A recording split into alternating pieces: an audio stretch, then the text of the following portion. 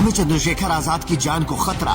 प्रचार के लिए पहुंचते ही हो गई सुरक्षा में चूक। बिहार पहुंचने से पहले ही वापस ली गई सुरक्षा। फ्लाइट लेट, रैली से रोका, साजिश के सबूत। बिहार में चुनाव अपने चरम पर है और सारी पार्टियों ने ताकत झोंक रखी है।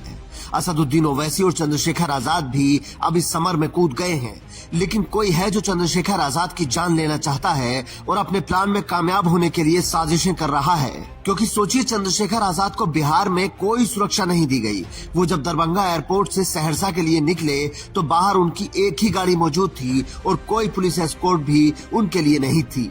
जबकि चंद्रशेखर आजाद पर एक बार हमला हो चुका है और उन्हें Y+ सुरक्षा मिली हुई है, लेकिन बिहार पहुंचने से पहले ही वो सुरक्षा वापस ले ली गई। तो इसी पर चंद्रशेखर आजाद ने सवाल उठाया कि अगर मुझ पर कोई हमला हुआ तो कौन जिम्मेदार होगा। लेकिन एक सिंगल पुलिस का कांस्टेबल भी हमें सरकार ने दिया नहीं। इलेक्शन कमीशन ने दिया एप्लीकेशन करने के बाद। ठीक है यार, नहीं देते उनकी मर्जी है भाई। अब अपना जीवन तो एक बार जानते हो, एक दिन जानी है, तो उसकी काहे की ज्यादा परवाह करनी। तो हम लोग उसकी चिंता नहीं कर रहे। लेकिन मैं आपको बता रहा हूं कि कृपा मेरे ऊपर ज्यादा, मेरे विरोधी इस बात को कहते हैं। अब क्या है कि हम लोग निकले तो जाम और तमाम इस सब के पीछे साजिश की बुक क्यों आ रही है, उसे पूरे घटनाक्रम से समझने की कोशिश कीजिए। चंद्रशेखर आजाद ने बताया कि 1 नवंबर सुबह 10 बजे उनकी दिल्ली से दरभंगा के लिए फ्लाइट थी, जिसका टिकट पहले से बुक था। लेकिन सुबह होते ही उनके पास मैसेज आया कि उनकी फ्लाइट 3 घंटे लेट है। इसीलिए चंद्रशेखर आजाद ने दूसरी फ्लाइट कराने का सोचा, लेकिन फिर एयरलाइन ने बताया कि उनकी फ्लाइट टाइम पर है। तो चंद्रशेखर आजाद ने दूसरा टिकट नहीं लिया। पर जब वो एयरपोर्ट पर पहुंचे तो पता लगा कि फ्लाइट 1 घंटा ऑलरेडी लेट है। अब उनके पास कोई विकल्प नहीं था, क्योंकि इतनी जल्दी कोई दूसरी टिकट भी नहीं ली जा सकती थी। जैसे तैसे चंद्रशेखर आजाद ने फ्लाइट ली और जब दरभंगा एयरपोर्ट पर लैंड होने का वक्त आया तो पायलट ने अनाउंस किया कि अभी एयर ट्रैफिक ज्यादा है, इसलिए लैंडिंग में डिले होगा। उसके बाद एयरपोर्ट के आसपास ही काफी देर तक प्लेन चक्कर लगाता रहा, तब जाकर कहीं लैंडिंग हुई। जब बाहर निकले तो चंद्रशेखर आजाद की सुरक्षा में कोई पुलिसकर्मी भी नहीं था और दरभंगा एयरपोर्ट से सहरसा की दूरी करीब 100 किलोमीटर है, जिसे पूरा करने के लिए कम से कम 3 घंटे लगते हैं, क्योंकि रोड उतने अच्छे नहीं हैं। मतलब चंद्रशेखर आजाद की गाड़ी को 3-4 घंटे अकेले ट्रैवल करना पड़ा, जबकि उन पर पहले भी एक बार गोली चल चुकी है। लेकिन चुनाव आयोग को उन्हें सुरक्षा देना जरूरी नहीं लगा। तमाम तरह की चीजें हो रही और मैं वो शख्स हूं जिसके ऊपर गोली ऑलरेडी चली। और आपकी जानकारी के लिए मैं बता दूं कि भाई यहाँ मेरे पास कोई सुरक्षा व्यवस्था नहीं, क्योंकि सुरक्षा काम होता है सरकार और इलेक्शन में इलेक्शन कमिश्नर और तमाम जो यहाँ की वो होती है एजेंसियां, वो इस काम को करती है। तो केंद्र की सरकार को लगता है। हालांकि चंद्रशेखर आजाद को Y+ सुरक्षा केंद्र सरकार से मिली है और इसी वजह से उनके विरोधी कहते हैं कि चंद्रशेखर आजाद पर सरकार की बड़ी कृपा है।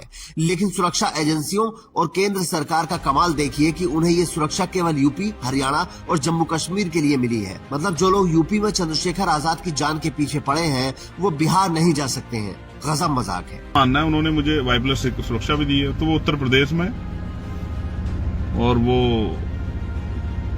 हरियाणा में और जम्मू कश्मीर में।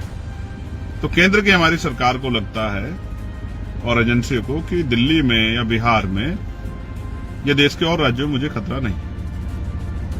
ये उनकी सोच है, इसलिए उन्होंने और कहीं मुझे सुरक्षा प्रोवाइड करवाई नहीं। तो मैं सोचता हूं एक आदमी को कितनी परेशानियों से गुजरना पड़ता है।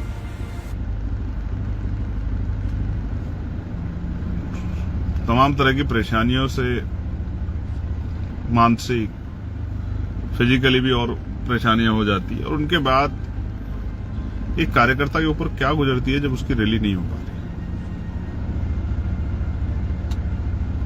आप सोचिए, जो लोग आए हैं और इंतजार 3-4 घंटे 5 घंटे को इंतजार करे और जब वो वापस लौटता है तो उसके मन में कैसी। चंद्रशेखर आजाद ने साफ कहा कि मैं किसी से डरता नहीं हूं, लेकिन ये पीड़ा उस उम्मीदवार के लिए है जिसकी रैली नहीं हो पाई। उसने कई दिन से इंतजाम करने शुरू कर दिए थे। अगर सुरक्षा होती तो टोल पर टाइम नहीं लगता, बाकी जगहों से भी जल्दी निकलते तो शायद सभा हो सकती थी। लेकिन जब लेट पहुंचे तो चुनाव आयोग ने कह दिया कि अब आप सभा नहीं कर सकते, टाइम ओवर हो गया। इस तरह जान को दांव पे लगाना बहुत कठिन है।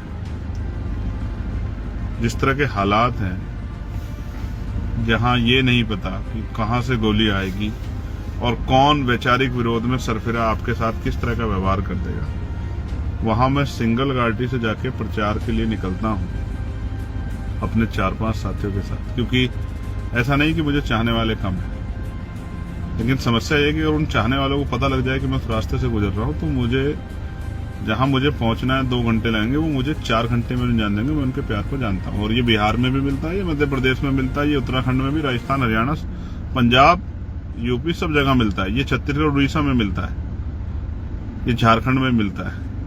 इस गलतफहमी में मत रहना कोई कि प्यार करने वाले लोग कम है, लेकिन साधन उनके पास कम है, इस बात को मैं जानता हूं। उन पे अपनी गाड़ियां नहीं है 4 पहिए, लेकिन दिल उनके बहुत बड़े हैं। अगर मैं एक आवाज लगा दूंगा चिंगाड़ के, सड़कें भर जाएंगी। मैं बिहार में भी जो चंद्रशेखर आजाद जो इशारा कर रहे थे और जो वो कह नहीं पा रहे थे, उसको समझने की जरूरत है। क्या कोई है जो पीछे से प्लानिंग कर रहा है? फ्लाइट लेट होती है, सुरक्षा नहीं दी जाती, और फिर परमिशन होने के बाद भी चुनावी सभा नहीं करने दी जाती, और फिर उस बिहार में अकेले सफर करने पर मजबूर किया जाता है, जहां मोकामा में अभी अभी कांड हुआ है, और नेता के साथ क्या हुआ है सबको पता है। क्या जंगल राज जैसे हालात वाले बिहार में चंद्रशेखर आजाद को खतरा नहीं है, जबकि उन पर कई बार पहले भी हमला हो चुका है? उनकी पार्टी लंबे समय से Z+ सुरक्षा की मांग कर रही है। अगर आपको भी लगता है कि चंद्रशेखर आजाद की सुरक्षा बढ़ाई जानी चाहिए, तो कमेंट करके सरकार तक अपनी बात जरूर पहुंचाएं।